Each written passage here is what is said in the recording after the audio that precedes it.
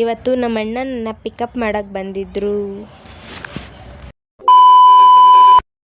ಇವತ್ತು ಗೈಸ್ ನಮ್ಮ ಅಣ್ಣ ನನ್ನ ಪಿಕಪ್ ಮಾಡೋಕ್ಕೆ ಬಂದಿದ್ದರು ಕೆಲಸದ ಹತ್ರ. ಹಂಗೆ ಅವರು ನನ್ನ ಪಿಕಪ್ ಮಾಡಿಕೊಂಡು ನಾನು ಅವರು ಬೇಗ ಮನೆಗೆ ಹೋಗಬೇಕಾದ್ರೆ ಎಷ್ಟು ಟ್ರಾಫಿಕ್ ಅಂತ ಅಂದರೆ ನಾವು ಹೋಗೋ ರೋಡಲ್ಲಿ ಅಷ್ಟು ಟ್ರಾಫಿಕ್ ಇತ್ತು. ಬೇಗ ಮನೆಗೆ ಬಂದು ನಮ್ಮ ಕ್ಯಾಟಿ ಹತ್ರ ಟೈಮ್ ಸ್ಪೆಂಡ್ ಮಾಡ್ತಿದ್ದೋ.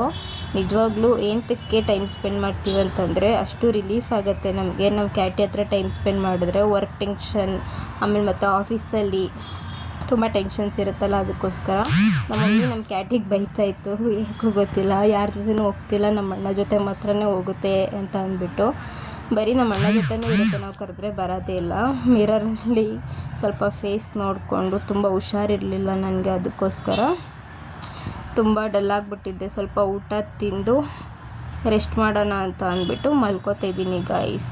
ಬಾಯ್ ಬಾಯ್.